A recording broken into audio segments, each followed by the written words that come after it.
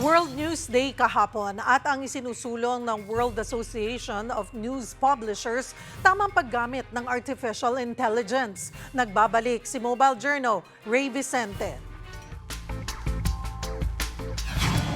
Pinarangalan sa 2025 Downs Award ang 15 kababaihan na nagtagumpay sa kani-kanilang larangan.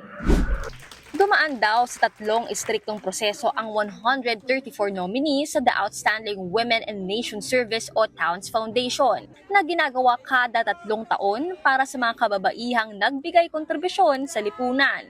15 ang natira.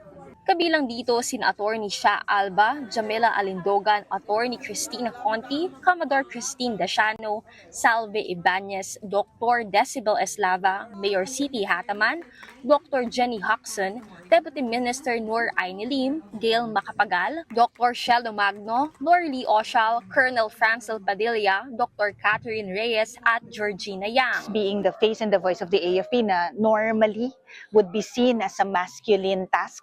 Women have been breaking glass ceilings ever since, and if we are not given a seat at the table, we should bring our own chair. Now is the time wherein women are heard, women are respected.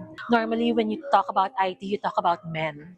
But now, it's so refreshing to know that women are being awarded for this also. Ayon sa dating Towns President at One News anchor, hindi lang women's issues ang layunin ng organisasyon. Isa sa nakita kong malaking problema at talagang sinang-ayunan naman ng lahat ay climate change. I think it's also one of the most important issues confronting not just the Philippines. These are women of outstanding they have outstanding accomplishments at saka maaasahan mo talaga sila ay very credible in their fields, leaders in their fields.